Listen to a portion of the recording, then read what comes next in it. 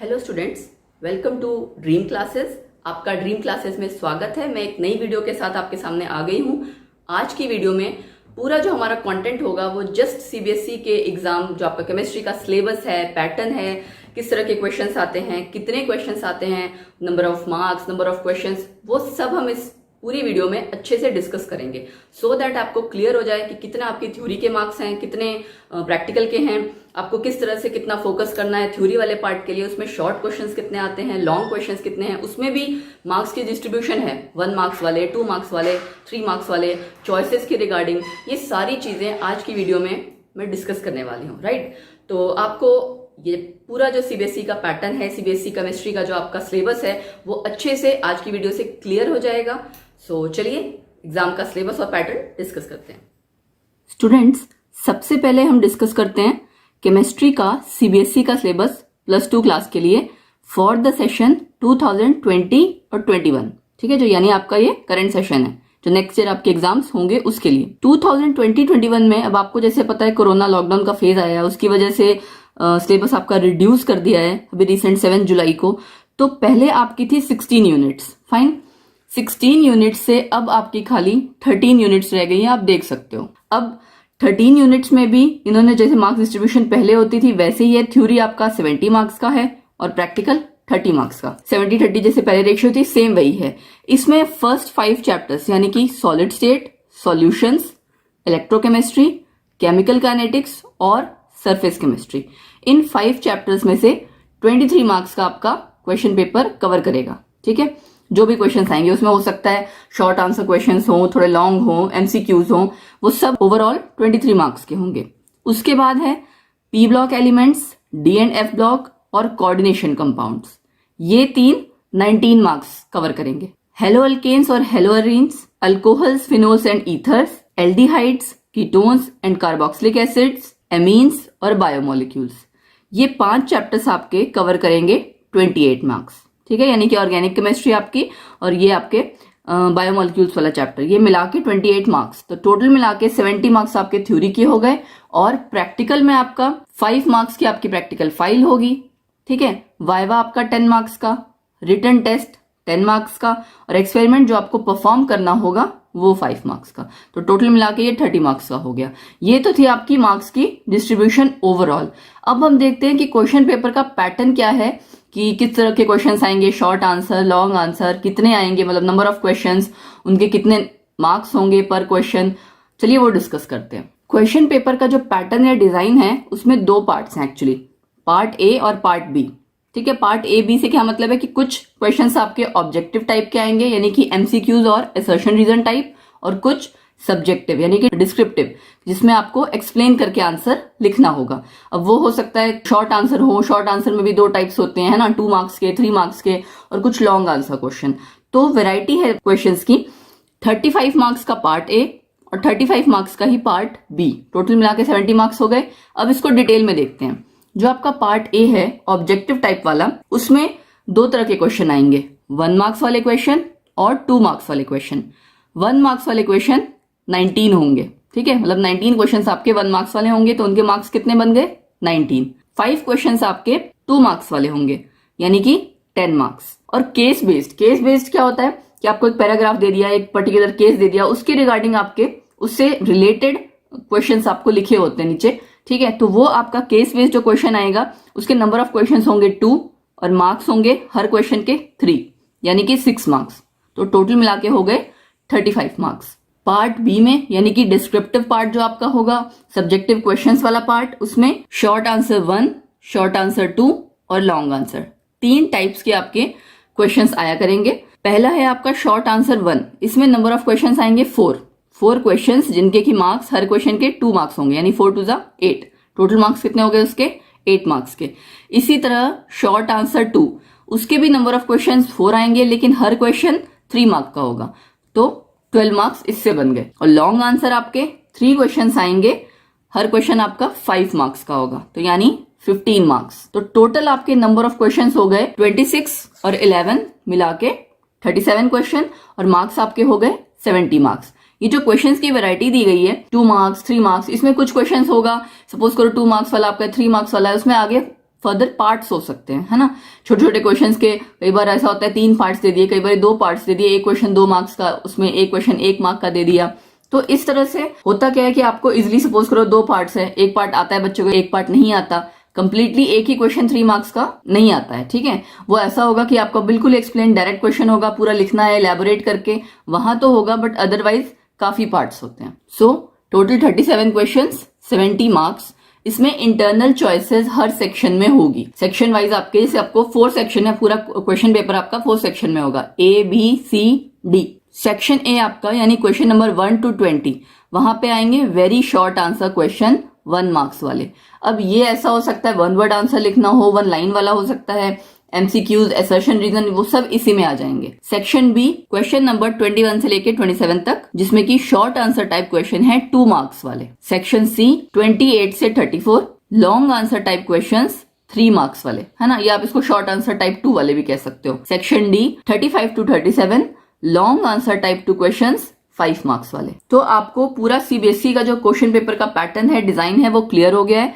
इसको पैटर्न या question paper का जो डिजाइन है उससे पता लगने से फर्क क्या पड़ता है कि बच्चा अपनी तैयारी उसके अकॉर्डिंग करता है कि हाँ हमें छोटे क्वेश्चंस इतने आने हैं, वहां से हमारे कितने मार्क्स बन सकते हैं, इलेबोरेट करके मुझे कितना लिखना है, न्यूमेरिकल्स कहाँ कितने आ सकते हैं, थोड़ा आइडिया हो जाता है, ठीक है। और आपके बी सी डी सेक्शन जो है इसमें चॉइसेस आती हैं, तो इंटरनल चॉइसेस से भी हेल्प मिल जाती है। अब हम करते हैं डिस्कस सिलेबस। सिलेबस एक्चुअली आपको मैंने पहले ही क्लियर कर दिया कि मैंने पूरा सिलेबस कराया है सो दैट बच्चे का बेसिक्स प्रॉपरली क्लियर हो जाए। जस्ट इस सेशन के लिए, इस साल के लिए सिलेबस रिड्यूस किया गया है, हो सकता है दोबारा वो सेम वापस उतना ही आ जाए, और अगर नहीं भी आता तो कॉम्पिटिटिव एग्जाम में आपका सारा सिलेबस कवर होता है, ठीक है। रिवाइज सिलेबस के अकॉर्डिंग कुछ चैप्टर्स कट कर दिए गए हैं, बट कंपटीशन के लिए हमें सारा कुछ प्रिपेयर करना होता है। तो मैंने सारे टॉपिक्स कवर किए हैं, बट मैं मेंशन कर देती हूँ कि सीबीएसई ने कौन कौन से टॉपिक्स हटा दिए हैं और कौन कौन से चैप्टर पहले थे, अब क्या है, वो सारा अब डिस्कस करते हैं। चैप्टर वाइज चलते हैं। सबसे पहली unit solid state. Solid state में classification of solids based on different binding forces, 4 type के जो आपके हैं, molecular, ionic, covalent, metallic solids, इसके बारे में पूरा, ठीक है। फिर एमॉर्फस एंड क्रिस्टलाइन सॉलिड्स का एलिमेंट्री आइडिया, ये जितना आप कराया हुआ है मैंने वीडियो में उतना सारा ही आएगा। Unit cell in 2D and 3D lattice, 2 dimensional और 3 डायमेंशनल लैटिस में यूनिट सेल की रिगार्डिंग आपके जो टॉपिक्स हैं वो। Calculation of density of unit cell, unit cell की डेंसिटी कैसे निकालना है उसके रिगार्डिंग न्यूमेरिकल्स, वो ये कवर करेगा। पैकिंग कैसी होगी सॉलिड्स में, ठीक है। Packing efficiency, BCC, FCC, simple cubic unit cell में, सब में। वॉइड्स, टेट्राहेड्रल, ऑक्टाहेड्रल, ठीक है। Number of atoms per unit cell, यानी कि उनकी कॉन्ट्रीब्यूशन कितनी है वो, और पॉइंट इफेक्ट्स। ये है आपका इस साल का सिलेबस। इसमें पहले जो टॉपिक्स इंक्लूडेड थे जो अब इस बार हटा दिए वो क्या है, electrical and magnetic properties, band theory of metals, conductors, semiconductors जिसमें कि पी टाइप, एन टाइप सारे आ जाएंगे, इंसुलेटर्स, ठीक है। तो ये टॉपिक्स जो आपके इस साल के लिए हटा दिए गए हैं, चैप्टर के लास्ट में है जो। नेक्स्ट चलते हैं नेक्स्ट चैप्टर। नेक्स्ट यूनिट है आपकी सॉल्यूशंस। सॉल्यूशंस में types of solutions, expression of concentration of solution of solids in liquids, concentration मतलब यहाँ पे वो आ जाएगी मोलैरिटी, नॉर्मेलिटी, सारे टॉपिक्स, ठीक है। Solubility of gases in liquids, वहां पे आपके लॉज आ जाते हैं, हेनरीज लॉ वगैरह, वो इसमें आएंगे। Solid solutions, Raoult's law, colligative properties चारों, relative lowering of vapour pressure, elevation of boiling point, depression of freezing point, osmotic pressure और osmotic pressure, determination of molecular masses using these colligative properties. तो ये 4 आपकी colligative properties हो गई, और determination molecular mass की इन चारों का यूज करते हुए। ये तो थे वो जो टॉपिक्स आपने इस साल कवर करने हैं। अब जो टॉपिक्स हटा दिए हैं, abnormal molecular mass, went half factor, ये 2 टॉपिक्स हटा दिए हैं। अब आप इसमें देखिए वेंट हॉफ फैक्टर तो बहुत इंपॉर्टेंट है कंपटीशन के लिए, इसलिए मैंने कहा कि मैंने वीडियो में सारे टॉपिक्स कवर किए हैं सो दैट बच्चे की तैयारी हर तरह से हो। नेक्स्ट है third unit electrochemistry. Redox reaction, basic oxidation reduction क्या होती है, ठीक है। EMF of cell, standard electrode potential, उसके रिगार्डिंग जो आपकी पूरी इलेक्ट्रोकेमिकल सीरीज है उसके रिगार्डिंग आपका सारा जो होना चाहिए कैलकुलेशन, है ना, उसमें सारा कवर हो जाएगा। Nernst equation and its application to chemical cells, इसके न्यूमेरिकल्स बहुत आते हैं। Relationship between Gibbs energy change and EMF of cell, इसके भी न्यूमेरिकल्स आते हैं। conductance in electrolytic solution, specific and molar conductivity, variation of conductivity with concentration, Coulage law and electrolysis। तो ये टॉपिक आपको देखो, जैसे हेडिंग तो थोड़ी सी दी गई हुई है, इसमें फर्दर सब टॉपिक्स भी होते हैं, ठीक है। तो इसीलिए हमें बहुत ध्यान से टॉपिक्स पढ़ने हो चाहिए, क्योंकि सिलेबस में तो बहुत शॉर्ट में लिख दिया होता है, बट हमें उसके सब टॉपिक्स सारे कवर करने हैं, ओके। अब वो पोर्शन जो रिड्यूस कर दिया गया है, lead accumulator, fuel cells, corrosion, law of electrolysis का एलिमेंट्री आइडिया जिसमें फर्स्ट लॉ सेकंड लॉ सारा था वो हटा दिया इस बारी, ड्राई सेल, इलेक्ट्रोलिटिक वाले एंड गैल्वेनिक सेल्स। तो ये पार्ट इसका रिड्यूस कर दिया है इस सेशन के लिए। Next 4th unit chemical kinetics, rate of reaction जिसमें एवरेज एंड इंस्टेंटेनियस दोनों आ जाएगी। इनके ग्राफ्स भी हैं, आपको वो भी आने चाहिए। इस चैप्टर में ग्राफ्स बहुत है केमिकल काइनेटिक्स में। Factors affecting rate of reaction, ठीक है, इसके जितने भी फैक्टर्स हैं, concentration, temperature, catalyst, okay. Then order and molecularity of the reaction, rate law and specific rate constant, इसके एक्सप्रेशन या कैसे हम कैलकुलेट करते हैं उसके उस पे बेस्ड न्यूमेरिकल्स वो सब आएंगे। Integrated rate equations and half life only for 0 and first order reaction. पहले बाकी सेकेंड ऑर्डर के लिए भी थी, बट अभी खाली आपने इनके लिए ही करनी है। अब एग्जाम में ये चैप्टर बहुत इंपॉर्टेंट है, कॉम्पिटिशन में ये इस चैप्टर से रिगार्डिंग ग्राफ्स न्यूमेरिकल्स बहुत आते हैं, ठीक है। उसमें 0 फर्स्ट तो है, सेकेंड ऑर्डर तक भी हमें आना चाहिए। तो ये टॉपिक्स वो थे जो इस साल कवर होंगे, ठीक है, सिलेबस में आएंगे सीबीएसई के। अब देखते हैं कि जो रिड्यूस कर दिए गए हैं। कॉन्सेप्ट ऑफ कोलिजन थ्योरी, जिसका कि एलिमेंट्री आइडिया या कोई मैथमेटिकल ट्रीटमेंट पहले भी नहीं था, बट कोलिजन थ्योरी का कॉन्सेप्ट इंक्लूडेड था सिलेबस में। Activation energy, Arrhenius equation. अब ये इंपॉर्टेंट टॉपिक है काफी, एक्टिवेशन एनर्जी वाला भी, अर्हेनियस वाला भी, कंपटीशन के पॉइंट ऑफ व्यू से, ठीक है। लेकिन सीबीएसई सिलेबस से इस बार हटा दिया गया है, इसलिए मैं बच्चों को बार बार कह रही हूँ पूरा सिलेबस हो सके तो कवर करना, पढ़ना, क्योंकि कॉम्पिटिशन तो आपने फर्दर देना ही है। 5th chapter surface chemistry, adsorption, physisorption और केमिजॉर्प्शन दोनों है इसमें। Factors affecting adsorption of gases on solids. Then colloidal state, उसमें आपकी क्या आ जाएगी, तीनों टाइप के जो आपके ट्रू सॉल्यूशन, कोलॉइड्स और सस्पेंशन, तीनों में डिस्टिंक्शन बिटवीन, ताकि आपको क्लियर हो जाए कि तीनों में फर्क क्या है, ठीक है। Then lyophilic and lyophobic, colloids के ही रिगार्डिंग है। फिर मल्टी मॉलिक्यूलर, मैक्रोमोलिकुलर कोलॉइड्स, ये जितने भी टाइप्स हैं, ये वैरायटी है उसकी, ठीक है, कैटेगरीज हैं कोलॉइड्स की, इन सब की स्टडी सिलेबस में इंक्लूडेड है। Then properties of colloids, Tyndall effect, Brownian movement, electrophoresis and coagulation. फिर वो पोर्शन जो रिमूव कर दिया गया, इमल्शन, उसमें आपके टाइप्स ऑफ इमल्शंस आ जाएंगे, ये सब हटा दिया गया है। कैटालिसिस, होमोजेनस एंड हेट्रोजेनस दोनों ही हटा दिया है। Activity and selectivity of solid catalysts, और लास्ट एंजाइम कैटालिसिस, ठीक है, ये टॉपिक्स रिमूव कर दिए। फिर 6th यूनिट थी आपकी एक general principles and processes of isolation of elements, extraction regarding जो आपका चैप्टर था, ये पूरा यूनिट ही हटा दिया है, ओके। 6th यूनिट आपकी ये पूरी रिमूव कर दी है, तभी मैंने कहा ना पहले 16 यूनिट्स थी, अब 13 रह गई, तो एक ये वो यूनिट है जो हटाई थी। नेक्स्ट चलते हैं हमारी अगली यूनिट पे। नेक्स्ट है पी ब्लॉक एलिमेंट्स, जिसमें आपके ग्रुप 15, ग्रुप 16, ग्रुप 17, ग्रुप 18 सब आएगा, है ना।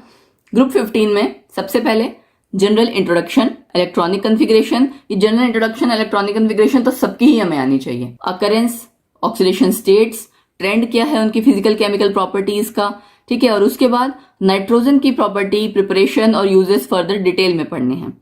नाइट्रोजन के कुछ कंपाउंड्स, जैसे 2 कंपाउंड्स दिए हुए हैं, एमोनिया और नाइट्रिक एसिड, इसकी प्रिपरेशन और प्रॉपर्टीज, ये हो गया ग्रुप 15। ग्रुप 16 में फिर से वही उसकी general introduction, electronic configuration, oxidation state, occurrence, physical and chemical properties के ट्रेंड, ये आपके सारे ग्रुप्स में हैं। ये चीजें जो स्टार्टिंग वाली है सारे ग्रुप्स में ही है, ओके। फर्दर फिर क्या है, डाइऑक्सीजन, O2 की आपकी प्रिपरेशन, प्रॉपर्टी और uses, classification of oxides, ozone के बारे में पता होना चाहिए। फिर सल्फर की एलोट्रोपिक फॉर्म्स, उसके बारे में डिटेल में। कंपाउंड्स ऑफ सल्फर, एक SO2, इसकी प्रिपरेशन, प्रॉपर्टीज, यूजेस तीनों पता होनी चाहिए। और दूसरा H2SO4, इसकी प्रॉपर्टीज और यूजेस। फिर आता है आपका ऑक्सो एसिड्स ऑफ सल्फर, इसके खाली स्ट्रक्चर पता होने चाहिए। स्ट्रक्चर तो खाली पता होने चाहिए, बट एग्जाम में यानी कि कंपटीशन में आपके ऑक्सो एसिड्स ऑफ सल्फर बहुत इंपॉर्टेंट टॉपिक है, इसमें ऑक्सीडेशन स्टेट पता होनी चाहिए, कितने स्ट्रक्चर से तो चलो आपको पता लग जाएगा कितने सल्फर शेयरिंग में है, ऑक्सीजन शेयरिंग में है, बट ऑक्सो एसिड्स के कॉम्पिटिटिव पॉइंट ऑफ व्यू से अगर आप देखो तो थोड़ा सा और डिटेल हमें पता होनी चाहिए। नेक्स्ट है ग्रुप 17। स्टार्टिंग वाला पार्ट वही सेम है, general introduction, electronic configuration, oxidation state, occurrence, trends आपके फिजिकल केमिकल प्रॉपर्टीज के, सब वही सेम है। उसके बाद क्या आएगा, कंपाउंड्स ऑफ हैलोजेंस, ठीक है, प्रिपरेशन, प्रॉपर्टीज और यूजेस किसके, क्लोरीन के और HCl के। देन इंटर हैलोजन कंपाउंड्स, ये इंपॉर्टेंट टॉपिक है काफी।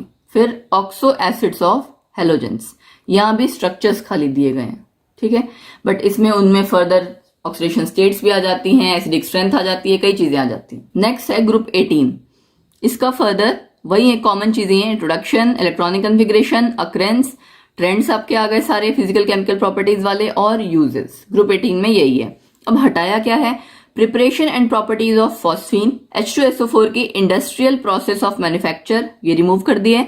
ऑक्साइड्स ऑफ नाइट्रोजन के खाली जो स्ट्रक्चर थे पहले वो भी हटा दिए हैं। फॉस्फोरस के allotropic forms, compounds of phosphorus में प्रिपरेशन, प्रॉपर्टीज उनकी हैलाइड्स की, ठीक है, और ऑक्सो एसिड्स का जो एलिमेंट्री आइडिया था वो, फॉस्फोरस के भी ऑक्सो एसिड्स हैं, उसका एलिमेंट्री आइडिया वो, ये पार्ट रिमूव कर दिया है। नेक्स्ट है unit 8, D and F block elements, general introduction, electronic configuration, occurrence, characteristics of transition metals, general trends in properties of first row of transition metal, खाली first row के regarding है, वो भी कौन कौन सी, metallic character, ionization energy, oxidation state, ionic radii, colour के बारे में, कैटालिटिक प्रॉपर्टी के बारे में, क्योंकि आपको पता है ट्रांजिशन मेटल कैटालिटिक नेचर इनका बहुत अच्छा होता है, मैग्नेटिक प्रॉपर्टीज इनकी, इंटरस्टिशियल कंपाउंड्स और एलॉय फॉर्मेशन।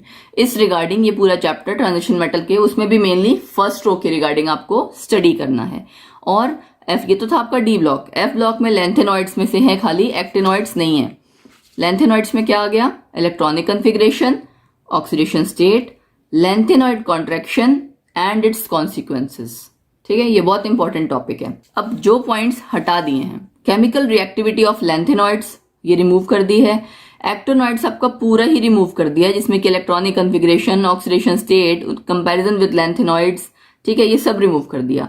और डी ब्लॉक में से preparation and properties of KMnO4 और K2Cr2O7 यानी पोटेशियम परमैंगनेट और पोटेशियम डाइक्रोमेट की प्रिपरेशन और प्रॉपर्टीज दोनों ही रिमूव कर दी हैं। Then unit 9, coordination compounds. Coordination compounds की इंट्रोडक्शन, लीगेंड्स, उनके टाइप्स की कौन कौन से तरह के लीगेंड्स होते हैं, कोऑर्डिनेशन नंबर, कलर, उनकी magnetic properties, shapes, IUPAC nomenclature पूरा उन कोऑर्डिनेशन कंपाउंड्स का, बॉन्डिंग कैसी होती है, वर्नर थ्योरी, VBT यानी वैलेंस बॉन्ड थ्योरी, CFT यानी क्रिस्टल फील्ड थ्योरी, इतना ये आपको कवर करना है। अब जो टॉपिक हटा दिए गए हैं वो हैं structure and stereoisomerism, importance of coordination compounds in qualitative analysis, extraction of metals and biological system. इसमें जो स्टीरियोआइसोमेरिज्म वाला टॉपिक है ये इंपॉर्टेंट था। Next unit, haloalkanes and haloarenes. Haloalkanes में से नोमेनक्लेचर आना चाहिए, नेचर ऑफ CX बॉन्ड मतलब हेलोजन के साथ कार्बन का जो भी बॉन्ड है उसका nature, physical and chemical properties, optic. अब ये देखिए यहाँ पे केमिकल प्रॉपर्टीज लिख तो दिया बड़े शॉर्ट में, है ना। केमिकल प्रॉपर्टीज में आपकी बहुत सारी केमिकल रिएक्शंस आती हैं, तो ये आपको डिटेल में पता होनी चाहिए सारी। Optical rotation, mechanism of substitution reaction. Haloarenes में से फिर से nature of CX bond, substitution reactions खाली, directive influence of halogen in monosubstituted compounds only. अब जो पोर्शन रिड्यूस कर दिया वो है uses and environmental effects of dichloromethane, trichloromethane, tetrachloromethane, iodoform, freons and DDT। इनके सबके यूजेस और इन्वायरमेंटल इफेक्ट हटा दिए हैं। Then unit 11, alcohols, phenols and ethers. इसमें अल्कोहल्स का nomenclature, methods of preparation, physical and chemical properties खाली प्राइमरी अल्कोहल की, ठीक है, identification of primary, secondary, tertiary alcohol और मैकेनिज्म ऑफ डिहाइड्रेशन, ये आपने कवर करना है अल्कोहल में। फिनोल में आपने करना है nomenclature, methods of preparation, physical और केमिकल प्रॉपर्टीज उसकी, acidic nature of phenols, electrophilic substitution reaction और फिनोल्स के यूजेस, ठीक है। ईथर में आप कवर करोगे nomenclature, methods of preparation, physical and chemical properties, uses. तो नॉर्मली आपने फिजिकल प्रॉपर्टी सबकी करनी है, केमिकल रिएक्शन जो है वो भी सब करनी है, ठीक है। थोड़ा थोड़ा पार्ट ही रिड्यूस किया है इन्होंने ऑर्गेनिक केमिस्ट्री में से, क्योंकि ऑर्गेनिक केमिस्ट्री काफी इंपॉर्टेंट पार्ट होता है आपका, ओके। पोर्शन जो आपका हटाया वो है uses with special reference to methanol and ethanol, okay, बस इतना सही हटाया है। देन नेक्स्ट है unit 12, aldehydes, ketones and carboxylic acid. Aldehyde ketone में से nomenclature, nature of carbonyl group, CO group जो आपका होता है, मेथड्स ऑफ प्रिपरेशन आपके आ जाएंगे एल्डिहाइड्स कीटोन्स दोनों के, उनके फिजिकल और केमिकल प्रॉपर्टीज, मैकेनिज्म आपकी न्यूक्लियोफिलिक एडिशन का, ठीक है, reactivity of alpha hydrogen in aldehydes and uses, ठीक है। ये जब मैं चैप्टर सब कराऊंगी तो ये एक लाइन तो दे रखी है आपको खाली, reactivity of alpha hydrogen in aldehydes, इसके रिगार्डिंग फर्दर काफी सारी रिएक्शंस हैं वो हम सब कवर अप करेंगे।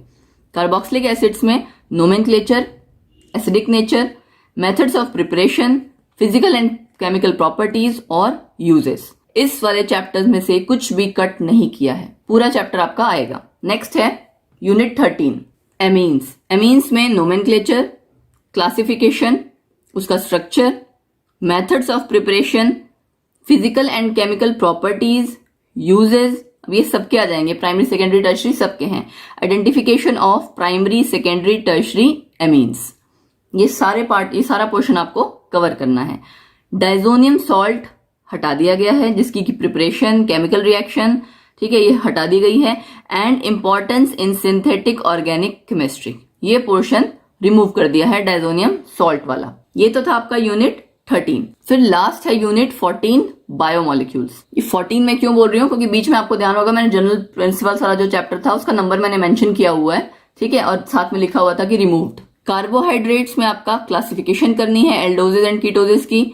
मोनोसेकेराइड्स में आपने ग्लूकोज, फ्रक्टोज पढ़ना है डिटेल में, एंड DL कॉन्फ़िगरेशन। प्रोटीन्स में आपको एलिमेंट्री आइडिया होना चाहिए एमिनो एसिड्स का, पेप्टाइड बॉन्ड क्या होता है, पॉलीपेप्टाइड्स, प्रोटीन्स, स्ट्रक्चर पढ़ने हैं आपको प्रोटीन्स के, प्राइमरी, सेकेंडरी, टर्शरी, क्वाटरनरी सारे, ठीक है। खाली क्वालिटेटिव आइडिया होना चाहिए, ज्यादा डीप में नहीं। Denaturation of proteins. Nucleic acids में DNA, RNA दोनों कवर करना है आपने। अब हमने हटाया क्या, रिमूव क्या किया है, ऑलिगोसेक्राइड्स, जिसमें कि आपका सुक्रोज, लैक्टोज, माल्टोज तीनों हट जाएगा। पॉलीसेक्राइड्स, जिसमें स्टार्च, सेल्यूलोज, ग्लाइकोजन तीनों रिमूव कर दिया है। इंपॉर्टेंस ऑफ कार्बोहाइड्रेट्स, उसके बाद विटामिन्स थे आपके जिनकी की क्लासिफिकेशन थी और फंक्शन, ये भी रिमूव कर दिया है। एंजाइम्स रिमूव कर दिए हैं। हॉर्मोन्स का एलिमेंट्री आइडिया था, खाली स्ट्रक्चर वगैरह नहीं थे, वो भी रिमूव कर दिया है। और लास्ट के जो आपके दो चैप्टर थे 15, 16, पॉलीमर्स और केमिस्ट्री इन एवरीडे लाइफ, वो भी कंप्लीटली रिमूव कर दिए हैं। तो ये था आपका सारा CBSE का क्लास +2 का केमिस्ट्री का सिलेबस फॉर सेशन 2020-21, ठीक है। उसमें जो आपका प्रेजेंटली सिलेबस है और जो पहले था रिमूव कर दिया गया है वो भी मैंने आपसे पूरा डिस्कस किया, क्वेश्चन पेपर, पैटर्न, डिजाइन सारा डिस्कस किया। सो अब आप इसके हिसाब से अपनी तैयारी शुरू कीजिए, स्टडीज कंटिन्यू कीजिए। That's it, thank you.